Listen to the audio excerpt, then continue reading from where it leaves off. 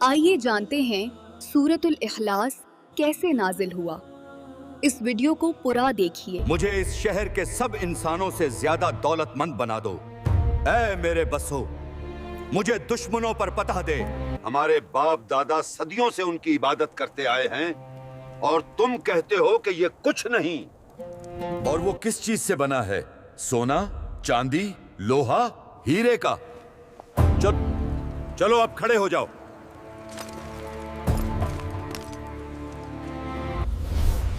آپ دیکھ رہے ہیں نور فاطمہ دین چینل۔ بسم اللہ الرحمن الرحیم۔ سال 610 عیسوی، مکہ مکرمہ، ریگستان کی تپتی زمین، ہوا میں ریت کے طوفان، آسمان پر سورج جیسے دہکتا ہوا تانبا۔ کعبہ کے گرد 360 بت، کوئی سونے کا، کوئی چاندی کا، کوئی پتھر اور لکڑی کا۔ لوگ آتے، جھکتے، چومتے، قربانیاں دیتے۔ ان کے چہروں پر امید بھی تھی اور دھوکہ بھی۔ کوئی دولت کے لیے حبل کے سامنے سجدہ کرتا۔ مجھے اس شہر کے سب انسانوں سے زیادہ دولت مند بنا دو۔ مجھے بیٹا عطا کر تو میں بلی چڑھاؤں گا۔ اے میرے بسو، مجھے دشمنوں پر پتہ دے۔ کوئی بیٹے کے لیے لات کے قدموں میں آنسو بہاتا، کوئی بیماری کے علاج کے لیے عزیز سے دعا مانگتا۔ مکہ کے سردار فخر سے کہتے، یہ ہمارے محافظ ہیں، یہ رزق دیتے ہیں، اولاد دیتے ہیں، بارش لاتے ہیں۔ ان کے محلوں میں خوشبو تھی۔ مکہ کی راتوں میں چراغ جلتے مگر ایمان بجھ چکا تھا۔ لوگ سوچتے تھے کہ اگر ہم ان بتوں کو ناراض کریں گے تو قحط آ جائے گا، اگر ہم انہیں خوش کریں گے تو قسمت بدل جائے گی۔ یہ تھا وہ زمانہ جہاں انسان خالق کو بھول کر مخلوق کے سامنے جھک گیا تھا۔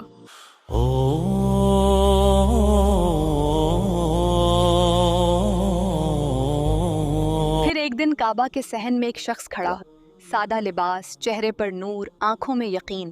یہ محمد صلی اللہ علیہ وسلم تھے، اور آپ صلی اللہ علیہ وسلم نے فرمایا، لوگوں، ان پتھروں کے سامنے کیوں جھکتے ہو جو نہ سنتے ہیں نہ دیکھتے ہیں؟ رزق دینے والا صرف اللہ ہے، جو نہ سوتا ہے، نہ تھکتا ہے، نہ محتاج ہے۔ لوگ ٹھٹک گئے، سردار ہنسنے لگے۔ امیہ بن خلف نے مذاق میں کہا، ہمارے باپ دادا صدیوں سے ان کی عبادت کرتے آئے ہیں اور تم کہتے ہو کہ یہ کچھ نہیں؟ کہ یہ کچھ نہیں۔ خبردار، ہمارے خداؤں کی توہین مت کر۔ ہمارے باپ دادا صدیوں سے ان کی عبادت کرتے آئے ہیں اور تم کہتے ہو کہ یہ کچھ نہیں۔ آپ صلی اللہ علیہ وسلم کی آواز نرم تھی مگر دلوں کو کاٹتی تھی۔ میں تمہیں ایک ایسے رب کی طرف بلاتا ہوں جو تمہارے ہر سانس کو سنتا ہے۔ پھر ایک دن کچھ لوگ جن میں یہودی علماء اور مشرکین مکہ شامل تھے رسول اکرم صلی اللہ علیہ وسلم کے پاس آئے۔ انہوں نے طنزیہ انداز میں کہا، اے محمد صلی اللہ علیہ وسلم، اپنے رب کا نسب بتاؤ۔ وہ کس سے پیدا ہوا؟ اس کا باپ کون؟ اس کا بیٹا کون؟ اور وہ کس چیز سے بنا ہے؟ سونا، چاندی، لوہا، ہیرے کا؟ چلو۔ مکہ کے سردار ہنسنے لگے۔ ابو سفیان نے کہا، آج محمد لاجواب ہو جائیں گے۔ اور وہ کس چیز سے بنا ہے؟ سونا، چاندی، لوہا، ہیرے کا؟ مگر نبی صلی اللہ علیہ وسلم خاموش رہے۔ آپ صلی اللہ علیہ وسلم نے آسمان کی طرف دیکھا، چہرے پر سکون، دل میں یقین۔ آسمان تھم گیا، ہوا رک گئی، زمین جیسے سننے لگی، اور پھر ایک نورانی روشنی آسمان سے اتری۔ زمین کانپ اٹھی، فضا میں خوشبو پھیل گئی۔ حضرت جبرائیل علیہ السلام نازل ہوئے، چہرے پر جلال، ہاتھ میں وحی۔ انہوں نے اے کہا، محمد صلی اللہ علیہ وسلم، کہہ دیجئے قل هو اللہ احد، کہہ دو وہ اللہ ایک ہے۔ ہر جھوٹے خدا، ہر شرک پر 360 بتوں کے درمیان یہ آواز گونجی اور مکہ خاموش ہو گیا۔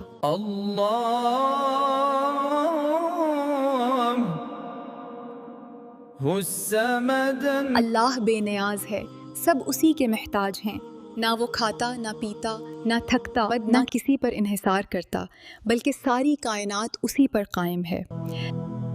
لم یلد ولم یولد، اور کوئی بھی اس کا ہمسر نہیں۔ نہ اس نے کسی کو جنا، نہ وہ جنا گیا۔ یہ وہ آیت تھی جس نے عیسائیوں کے خدا کے بیٹے کے عقیدے کو توڑ دیا اور مشرکین کے خاندانی خدا کے تصور کو مٹا دیا۔ ولم یکن لہ کفوا احد، نہ اس کے جیسا تھا، نہ کوئی ہوگا۔ وہ واحد ہے، بے مثل، بے مثال۔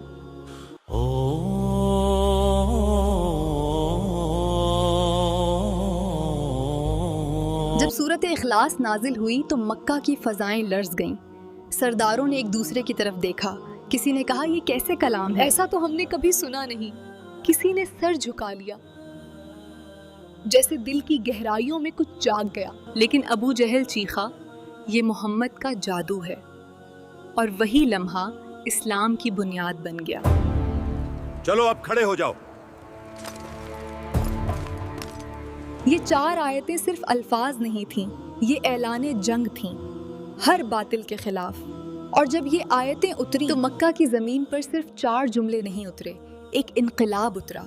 ایک ایسی دعوت جو ہر زمانے میں گونجتی رہی. اللہ ایک ہے، اللہ بے نیاز ہے، نہ اس کا باپ، نہ بیٹا، اور نہ کوئی اس کے جیسا. رسول اللہ صلی اللہ علیہ وسلم نے فرمایا سورت اخلاص قرآن کے 1/3 کے برابر ہے، اور فرمایا جو اسے محبت سے پڑھتا ہے اللہ اسے جنت میں داخل کرے گا.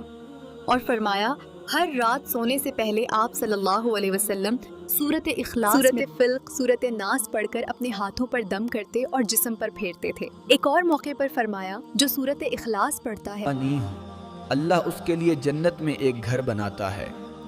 جب سورت اخلاص نازل ہوئی تو آسمان روشن اور زمین نے گواہی دی کہ توحید قائم ہو. محمد صلی اللہ علیہ وسلم کے چہرے پر سکون تھا. اب دنیا جان چکی تھی اللہ ایک ہے، نہ محتاج، نہ شریک، نہ ہمسر. جب تم سورت اخلاص پڑھتے ہو تو صرف 4 آیتیں نہیں دہراتے، تم وہ کلام دہراتے ہو جس نے 360 بتوں کو گرا دیا تھا. اگر آپ کو یہ ویڈیو پسند آئی ہو تو اپنی محبت کا اظہار ایک لائک سے ضرور کریں، اور ایسے ہی ایمان اور سبق سے بھرپور ویڈیوز کے لیے ہمارا چینل سبسکرائب کریں. اپنی رائے اور تجاویز کامنٹ میں ضرور لکھیں، اور بیل آئیکن کو دبانا نہ بھولیں تاکہ ہماری نئی ویڈیوز آپ تک سب سے پہلے پہنچیں. اصلاح کے لیے آپ کی رہنمائی کا طالب ہوں.